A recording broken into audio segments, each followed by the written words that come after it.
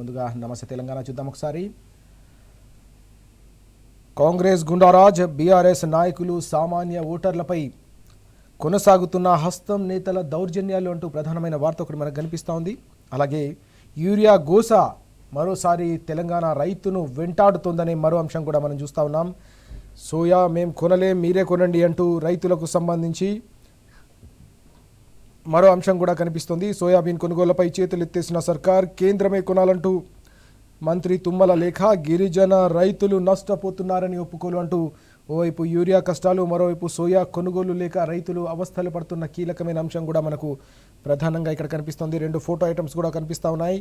ఓటే లేదని దళితుడి ఇంటిపైకి బుల్డోజర్ అంటూ ఈ వార్త. దీంతోపాటు యూరియా కోసం మళ్ళీ ఎలా రైతులు పడిగాపులు పడతా ఉన్నారో, ఈ రకంగా క్యూలు అలాగే పెద్ద ఎత్తున ఎదురు చూస్తూ ఉన్నారు. అంశానికి సంబంధించిన వార్త కూడా మనకు ప్రధానంగా ఫస్ట్ పేజ్లో కనిపిస్తూ ఉంది. ఇక మరో కీలకమైన వార్త రిటైర్డ్ ఉద్యోగులకు సంబంధించి ఇది హన్మకొండ జిల్లాలోని రామ్నగర్లో ఉంటున్న రిటైర్డ్ ఉద్యోగి చిన్నయ్యకు సంబంధించిన కథనం, ఆయనకు సంబంధించిన కష్టం, ఆయన ఆవేదన. నా రిటైర్మెంట్ పైసలు నాకు ఇవ్వండి ప్లీజ్, వైద్యానికి 18 లక్షలు అప్పయిందంటూ ఆయన ఆవేదన వ్యక్తం చేస్తున్న అంశం. ఖరీదైన వైద్యం చేయించలేక ఇంటికి ఆయన వెళ్ళిపోయారనే విషయాన్ని మనం ఇక్కడ చూస్తూ ఉన్నాం. 56 లక్షల బెనిఫిట్స్ ఇస్తే తనకు అయిన రిటైర్డ్ జిల్లా సంక్షేమ అధికారి చెన్నయ్య తీవ్ర ఆవేదన వ్యక్తం చేస్తూ ఉన్నారు. ఆయన పేగు క్యాన్సర్ బారిన పడి చికిత్స పొందుతూ ఉన్నారు, మృత్యువుతో పోరాడుతూ ఉన్నారనే అంశం మనం చూస్తున్నాం.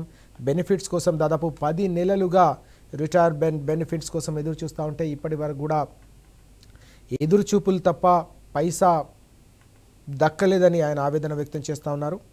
చేతిలో చిల్లి గవ్వలేక కీమోథెరపీ చికిత్సకు కూడా ఆయన దూరమైన అంశం కూడా ప్రధానంగా మనకి ఇక్కడ కనిపిస్తూ ఉంది.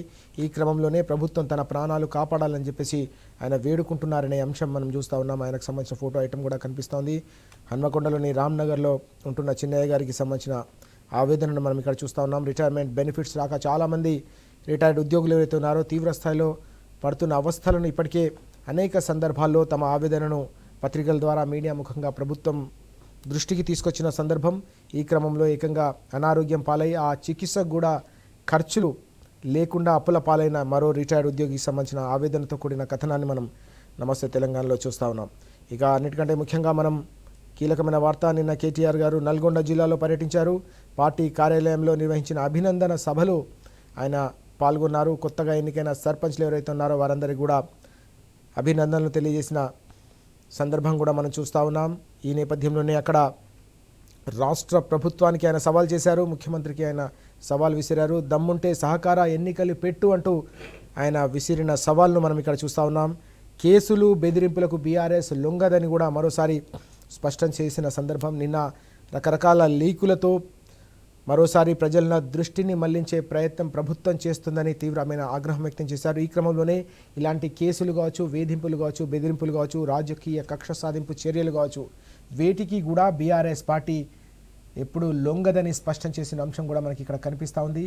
ఈ క్రమంలోనే సమైక్య రాష్ట్రంలో ఇంతకంటే అణచివేతను చూసాం, ఇంతకంటే నిర్బంధాన్ని చూసాం, ఇంతకంటే కూడా పెద్ద ఎత్తున ఏదో రకంగా ప్రజలను మభ్యపెట్టే ప్రయత్నాలు కూడా చూసాం. కానీ ఎప్పుడైనా ఒక లక్ష్యం కోసం పనిచేస్తున్నప్పుడు, ప్రజల కోసం పోరాడుతున్నప్పుడు ఇలాంటివి సహజమనే విషయం తమకు కూడా తెలుసని, కేవలం పరిపాలనా వైఫల్యాలను కప్పిపుచ్చుకునేందుకే మరోసారి ఇలాంటి అక్రమ కేసులను తెరపైకి తీసుకొస్తున్నారనే అంశాన్ని కూడా ఆయన ఈ సందర్భంగా ధ్వజమెత్తిన పరిస్థితి.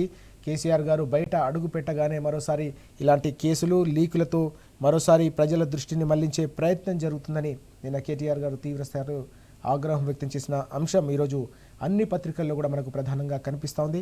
దానికి సంబంధించిన వివరాలు ఇవి.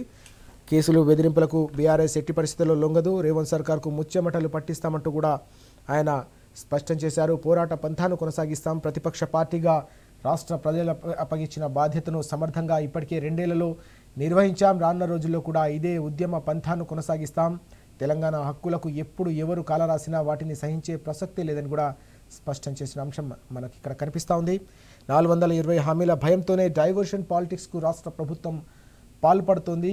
ఇచ్చిన గ్యారంటీలు కావచ్చు, 420 హామీల అమలులో వైఫల్యమే ఇలాంటి ఆ వైఫల్యం నుంచి ప్రజలకు సంబంధించిన అటెన్షన్ డైవర్షన్ చేసేందుకే ఇలాంటి చర్యలకు ప్రభుత్వం పాల్పడుతుందని చెప్పి ఆయన తీవ్ర స్థాయిలో ఆక్షేపించారు. ఆ గ్రామ పంచాయతీలకు సంబంధించిన ఎన్నికల ఫలితాలు కూడా దీనికి ఒక నిలువెత్తు నిదర్శనంగా నిలుస్తున్నాయనే అంశాన్ని కూడా కేటీఆర్ గారు ఈ సందర్భంగా గుర్తు చేసిన పరిస్థితి. ఎక్కడికెక్కడ ఆదిలాబాద్ నుంచి మొదలుకొని అలంపూర్ వరకు గ్రామాన కూడా ప్రజా వ్యతిరేకత ప్రభుత్వంపై ఏ స్థాయిలో ఉందో ఎన్నికల ఫలితాలు స్పష్టంగా చెప్తున్నాయని కూడా ఈ సందర్భంగా వెల్లడించారు. దీంతో పాటుగా ఎన్ని రకాల అక్రమాలు చేసినా, ఎన్ని రకాల నిర్బంధాలు, అణచివేత, అక్రమ కేసులు పెట్టినా కూడా గ్రామీణ ప్రాంతాల్లో సర్పంచులుగా, వార్డు మెంబర్లుగా గెలిచిన వారందరికీ బీఆర్ఎస్ మద్దతుదారులందరికీ కూడా శుభాకాంక్షలతో పాటుగా వారు కనబరిచిన స్ఫూర్తి కావచ్చు తప్పకుండా రానున్న ఎన్నికల్లో కూడా కొండంత బలాన్ని ఇచ్చింది. రానున్న ప్రతి ఎన్నికల్లో కూడా తప్పకుండా గులాబీ జెండా గ్రామాన రెపరెపలాడుతుందనడానికి ఇవన్నీ కూడా ఒక స్పష్టమైన సంకేతాలుగా కేటీఆర్ గారు అభివర్ణించిన అంశం కూడా మనం ప్రధానంగా ఇక్కడ చూస్తూ ఉన్నాం. సర్పంచులు, సర్పంచ్లకు కేటీఆర్ గారి అభినందన అంటూ ఈ వార్త. ఇది ప్రభుత్వమా గ్యాంగ్స్టర్ల అడ్డాన అంటూ కూడా మరో అంశాన్ని కూడా ప్రస్తావించిన పరిస్థితి. చెక్ డ్యామ్లను ఎక్కడికక్కడ పేల్చేస్తున్న అంశాన్ని ఆయన ప్రస్తావించి మాఫియా కోసం చెక్ డ్యామ్లను పేల్చేస్తారా, ఇసుక దందా కోసం ఈ రకంగా చేయడం ఎంత దారుణం అంటూ కూడా మండిపడిన అంశం కూడా మనం చూస్తూ ఉన్నాం. ఇటీవల వాటర్ మ్యాన్ ఆఫ్ ఇండియాగా పేరు సాధించిన నాయకులు రాజేందర్ సింగ్ గారు స్పష్టంగా తెలంగాణలోని అనేక ప్రాంతాల్లో పర్యటించి ఇవన్నీ కూడా చెక్ డ్యామ్లను కావాలని కూలుస్తున్నారని తీవ్రస్థాయిలో ఆయన మండిపడిన అంశం కూడా మనం చూసాం. ఈ క్రమంలోనే ఈ మొత్తం వ్యవహారంలో తప్పకుండా విచారణ జరపాలి. బీఆర్ఎస్ హయాంలో దాదాపు 10 ఏళ్ల పాటు కష్టపడి ఎక్కడికక్కడ భూగర్భ జలాలు పెంచాలి. దీంతో పాటుగా రైతులకు సంబంధించిన సాగునీటి కష్టాలు తీర్చాలని అడుగడుగున చెక్ డ్యామ్లను నిర్మించి పెద్ద ఎత్తున సాగునీటి వసతి కల్పిస్తే సాగునీటి సంక్షోభానికి చరమగీతం పాడితే మరోసారి ఈ చెక్ డ్యామ్లను పేల్చివేయడం అత్యంత దారుణం. దీనివల్ల వ్యవసాయం మరోసారి తీవ్రస్థాయిలో సంక్షోభంలో కూరుకుపోయే ప్రమాదం పొంచి ఉంది. ఇసుక దందాల కోసం ఇలా చేయడం అత్యంత దుర్మార్గమని ఆయన మండిపడిన అంశం కూడా మనకి ఇక్కడ ప్రధానంగా కనిపిస్తోంది. చెక్ డ్యాంల పీల్చివేతను ఎట్టి పరిస్థితుల్లో చూస్తూ ఊరుకోం, తప్పకుండా దీనిపై చట్టపరంగా కూడా పోరాటం చేస్తాము, న్యాయపరంగా కూడా పోరాటం చేస్తామని కూడా ఆయన స్పష్టం చేసిన అంశం మనం పత్రికల్లో ప్రధానంగా చూస్తూ ఉన్నాం. మరిన్ని కీలకమైన అంశాలు ఈరోజు మనం చూద్దాం. పత్రికల్లో వచ్చినవి జీవో దిఖావో అంటూ మరో ప్రధానమైన వార్త కూడా మనకు కనిపిస్తూ ఉంది. జీవోలకు సంబంధించి ప్రభుత్వ ఉత్తర్వులు ప్రజలకు తెలియాల్సిన అవసరం ఉందని రాష్ట్ర అత్యున్నత న్యాయస్థానం హైకోర్టు స్పష్టం చేసింది. జీవోలన్నీ కూడా వెబ్సైట్లో తప్పకుండా అప్లోడ్ చేయాల్సిందే అని మరోసారి వెల్లడించిన విషయాన్ని మనం ఇక్కడ చూస్తున్నాం. 8 వారాల్లోగా పబ్లిక్ డొమైన్లో వాటన్నిటినీ కూడా పెట్టాల్సిన అవసరం ఉంది. గత సర్కార్ ఇచ్చిన జీవో 4ను కూడా అమలు చేయాలని ఈ సందర్భంగా ప్రస్తావించిన విషయం కూడా మనం ఇక్కడ చూస్తూ ఉన్నాం. ప్రభుత్వానికి ఆదేశాలు జారీ చేసిన హైకోర్టు అంటూ ఈ వార్త. రాష్ట్ర ప్రభుత్వానికి రాష్ట్ర హైకోర్టు కీలకమైన ఆదేశాలు జారీ చేసింది. 15,000కు పైగా జీవోలు దాచిన బీఆర్ఎస్ నాయకుడు ఎర్రోల వేసిన పబ్లిక్ ఇంట్రెస్ట్ లిటిగేషన్ పైన కోర్టు ఇచ్చిన ఉత్తర్వులు ఇవి. ఈ అంశానికి సంబంధించి రాష్ట్ర సర్కారు జారీ చేసే జీవోలన్నింటినీ కూడా అధికారిక వెబ్సైట్లో అప్లోడ్ చేయాలి, జీవోలను పబ్లిక్ డొమైన్లో పెట్టాలని గతంలో జీవో 4ని ఇచ్చింది. ఆ 4ను అమలు చేయాలి అంటూ ఈ సందర్భంగా కోర్టు వ్యాఖ్యానించడం ప్రధానంగా మనం ఇక్కడ ప్రస్తావించాల్సిన అవసరం ఉంది. ఈ ప్రకారం అధికారిక ఉత్తర్వులన్నీ ప్రజలకు తెలిసేలా అధికారిక వెబ్సైట్లో అప్లోడ్ చేయాలి. 8 వారాల్లోగా మొత్తం జీవోలను వెబ్సైట్లో పెట్టాలని హైకోర్టు ఇచ్చిన ఈ కీలకమైన ఉత్తర్వులు ఏవైతే ఉన్నాయో అవన్నీ కూడా సంచలనంగా మారుతున్న పరిస్థితి కనిపిస్తుంది. జీవో దిఖావో అంటూ ఈ వార్త ప్రధానంగా ఈరోజు అన్ని పత్రికల్లో కూడా కనిపిస్తుంది. ప్రభుత్వ ఉత్తర్వులు తప్పకుండా పరిపాలన ఏ రకంగా సాగుతుంది, ప్రభుత్వం తీసుకునే విధానపరమైన నిర్ణయాలకు సంబంధించిన వివరాలు ఎప్పటికప్పుడు ప్రజాస్వామ్యంలో ప్రజలకు తెలియాల్సిన అవసరం, ప్రజలకు తెలియజెప్పాల్సిన బాధ్యత ప్రభుత్వంపై ఉంటుంది. కాబట్టి జీవోలను తప్పకుండా అధికారికంగా వెబ్సైట్లో పెట్టి అప్లోడ్ చేసి వాటికి సంబంధించిన వివరాలు ఎప్పటికప్పుడు సమాజానికి చెప్పాల్సిన బాధ్యత పాలకులపై ఉంటుందని రాష్ట్ర అత్యున్నతమైన న్యాయస్థానం కీలకమైన ఉత్తర్వులను వెలువడించడం అనేది ఇప్పుడు మనం ఇక్కడ చూస్తూ ఉన్నాం. హైకోర్టు ఆదేశాలకు సంబంధించిన సమగ్రమైన వివరాలు కూడా ఈరోజు అన్ని పత్రికల్లో కూడా ప్రధానంగా కనిపిస్తూ ఉన్నాయి. జీవోలు దాచి పాలన ఇదేనా మీరు చెప్పిన ప్రజాప్రభుత్వం అంటూ ఇదే అంశంపై మాజీ మంత్రి హరీష్ రావు గారు తీవ్రస్థాయిలో ఆగ్రహం వ్యక్తం చేసిన విషయాలు కూడా మనం చూస్తూ ఉన్నాం. 13 నెలల్లో దాదాపు 15,000కు పైగా జీవోలను దాస్తారా అంటూ ఈ సందర్భంగా హరీష్ రావు గారు తీవ్రస్థాయిలో ఆక్షేపించిన అంశం కూడా మనకు కనిపిస్తూ ఉంది. ఈ క్రమంలోనే హైకోర్టు ఆదేశాలు పెద్ద ఎత్తున సంచలనంగా మారిన విషయాలు కూడా మనం ఇక్కడ చూస్తూ ఉన్నాం. ఇక మరిన్ని వార్తలు కూడా చూద్దాం.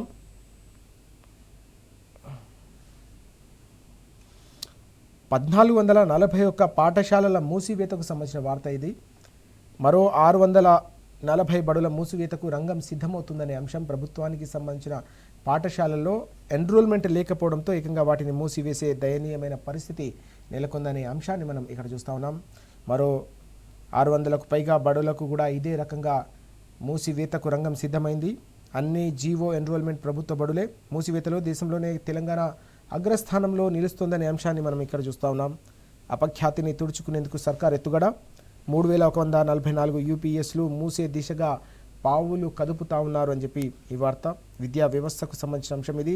ప్రభుత్వ పాఠశాలలకు సంబంధించిన ఎన్రోల్మెంట్ రోజు రోజుకు కూడా పడిపోవడం, ఏకంగా చాలా పాఠశాలల్లో ఏకంగా 1441 పాఠశాలల్లో ఎన్రోల్మెంట్ లేకపోవడంతో వాటిని మూసివేసే దిశగా అడుగులు పడుతున్నాయనే అంశాన్ని మనం ఇక్కడ చూస్తూ ఉన్నాం. ఈ నేపథ్యంలోనే ప్రభుత్వ పాఠశాలలకు సంబంధించిన మూసివేతతో పేద మధ్యతరగతికి సంబంధించిన తల్లిదండ్రులపై పెద్ద ఎత్తున ఆయా ప్రాంతాల్లో భారం పడబోతుందనే అంశాన్ని కూడా మనం చూస్తున్నాం. ఇప్పటికే వారంతా కూడా ప్రైవేటు వైపు చూస్తున్న పరిస్థితి. ప్రైవేటు స్కూళ్ళలో జాయిన్ చేసి పిల్లలకు సంబంధించిన ఫీజులు కట్టలేక ఆర్థికంగా చితికిపోతున్న సందర్భం కూడా కనిపిస్తోంది. విద్యా ప్రమాణాలు వల్లే వారంతా కూడా ప్రైవేటు వైపు మొగ్గు చూపుతున్నారనే అంశానికి సంబంధించిన వార్త ఈరోజు నమస్తే తెలంగాణలో కనిపిస్తోంది ప్రధానంగా. అలాగే కాంగ్రెస్ ఎంపీల బహుజన ఖర్చు 13,59,000 అంటూ మరో వార్త. మార్చి 8న ప్రజాభవన్లో 2 బీజేపీ 8 మంది కాంగ్రెస్ ఎంపీల సమావేశం. ఆ సమావేశానికైన ఖర్చు దాదాపు 14 లక్షల రూపాయలంటూ ఈ వార్త మనం చూస్తూ ఉన్నాం. మీటింగ్ ఖర్చులకు దాదాపు 14 లక్షలు 13.59 లక్షల రూపాయలకు సంబంధించిన ఉత్తర్వులు విడుదల చేస్తూ సోమవారం ఆదేశాలు జారీ చేశారనే అంశాన్ని మనం చూస్తాము. ఈ రకంగా పెద్ద ఎత్తున ఒక మీటింగ్కి అయిన ఖర్చుకు సంబంధించిన వివరాలు ఇక్కడ కనిపిస్తూ ఉన్నాయి.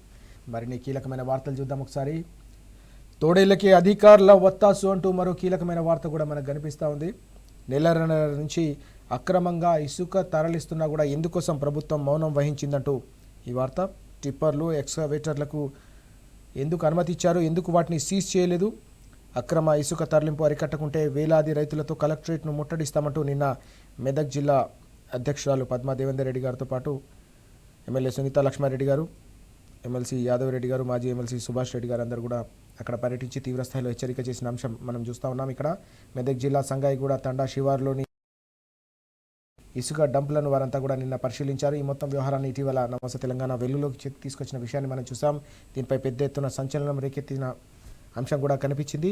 ఈ క్రమంలోనే మొత్తం వ్యవస్థకంతా కూడా అక్కడ అక్రమాలు జరుగుతున్నా కూడా అధికారులు చోద్యం చూస్తూ ఉన్నారు, వత్తాసు పలుకుతున్నారని చెప్పేసి బీఆర్ఎస్ నేతలంతా కూడా క్షేత్రస్థాయిలో పర్యటించి ఈ అంశంపై ప్రభుత్వాన్ని అధికార యంత్రాంగాన్ని నిలదీసిన అంశం ప్రధానంగా మనకి ఇక్కడ కనిపిస్తూ ఉంది.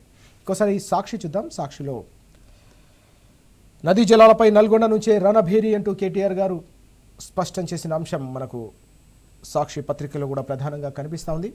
BRS working president KTR Palamuru ప్రాజెక్టును కాంగ్రెస్ ప్రభుత్వమే అడ్డుకుంటుందంటూ కేటీఆర్ ప్రశ్నలకు ఎక్కడ కూడా సమాధానం చెప్పే పరిస్థితి లేదు.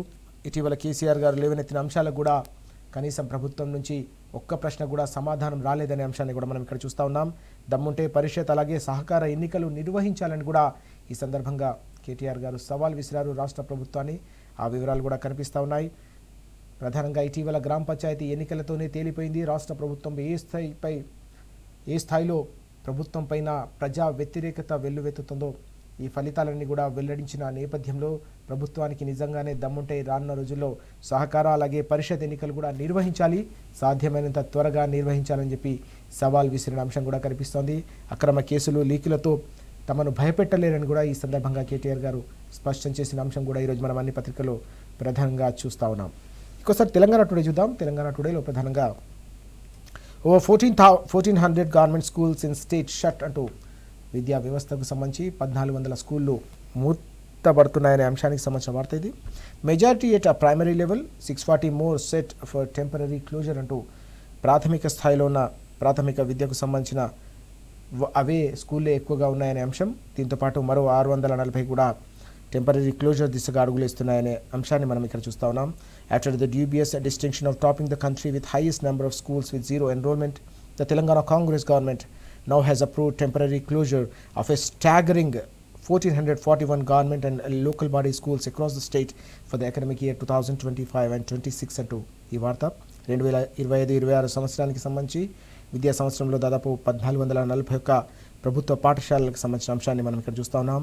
Teachers in these schools have already move to different institutions అంటూ ఇక్కడ పనిచేస్తున్న టీచర్లను ఇప్పటికే ఇతర ప్రాంతాలకు సంబంధించిన విద్యా సంస్థలకు మారుస్తూ ఉన్నారు వారందరినీ కూడా అంటూ ఈ వార్త కనిపిస్తూ ఉంది. గ్రామీణ ప్రాంతాల్లో ప్రధానంగా ఇంత పెద్ద ఎత్తున ప్రభుత్వ పాఠశాలలు మూతపడ్డం అనేది పేద మధ్యతరగతికి సంబంధించిన పిల్లలు ఎవరైతే ఉన్నారో వారికి సంబంధించిన తల్లిదండ్రులకు పెనుభారంగా మారే ప్రమాదం పొంచి ఉంది. ఇప్పటికీ అనేక మంది ప్రభుత్వం నుంచి ప్రైవేటు పాఠశాలకు మారుతూ ఉన్నారు. భవిష్యత్తులో అక్కడ ప్రభుత్వ పాఠశాల లేకపోతే పూర్తిగా ఇతర పేద తల్లిదండ్రులపై కూడా భారం పడే అవకాశం ఉంది. వారు కూడా గత్యంతరం లేక ఇక ప్రైవేటుపై ఆధారపడే పరిస్థితి, పెద్ద ఎత్తున ఫీజులు చెల్లించి ఆర్థికంగా చితికిపోయే పరిస్థితి ఉందనే అంశం మనకి నల్గొండలో కేటీఆర్ గారి పర్యటనకు సంబంధించిన వార్త కూడా ప్రధానంగా మనకు కనిపిస్తూ ఉంది. Chief minister zero knowledge crippled irrigation అంటూ వార్త. Decrying the downturn in Telangana's irrigation sector, BRS Working President KTR stated that all important sector in the state suffered for the past 2 years as the Chief Minister had zero knowledge of river waters, while the irrigation minister remained dangerously ignored అంటూ ఇక్కడ ప్రభుత్వానికి పూర్తి స్థాయిలో ఇక్కడ అవగాహన లేకపోవడం, నదీ జలాలకు సంబంధించిన విషయంలో పూర్తిగా నాలెడ్జ్ లేకపోవడంతో అది తెలంగాణకు పెనుశాపంగా మారింది. దీంతో పాటు 3 పార్టీలు కలిసి చేస్తున్న కుట్రలతో ఏకంగా నదీ జలాల్లో తెలంగాణ హక్కులను శాశ్వతంగా కోల్పోయే పెను ప్రమాదం పొంచి ఉంది. దీన్ని ఎట్టి పరిస్థితుల్లో బీఆర్ఎస్ ఊరుకునే ప్రసక్తి లేదు. చావు నోట్లు తలపెట్టి తెలంగాణ సాధించుకున్న కేసీఆర్ గారు ఎట్టి పరిస్థితుల్లో తెలంగాణకు సంబంధించిన హక్కులను కాలరాస్తూ ఉంటే ఉపేక్షించరు. అందుకోసమే స్వయంగా ఆయనే రంగంలోకి దిగుతామని చెప్పేసి హెచ్చరించారు. ఈ క్రమంలోనే సర్కారు వణికిపోతుంది. రకరకాల అక్రమ కేసులతో, అక్రమ లీకులతో ప్రభుత్వం మరోసారి పన్నాగాలు పన్నుతోంది. కాబట్టి వీటిని ఎట్టి పరిస్థితుల్లో సహించే ప్రసక్తే లేదు. ఇంతకంటే ఎక్కువ నిర్బంధాన్ని, అణచివేతను ఉద్యమం సందర్భంగా చూసాం. కాబట్టి తెలంగాణ ప్రజల పక్షాన నిరంతరం బీఆర్ఎస్ ఒక గొంతుకై పోరాడుతూనే ఉంటుందని నిన్న నల్గొండ వేదికగా కేటీఆర్ గారు మరోసారి కుండ బద్దలు కొట్టి చెప్పిన అంశం ఈరోజు అన్ని పత్రికల్లో కూడా ప్రధానంగా మనకు కనిపిస్తూ ఉంది.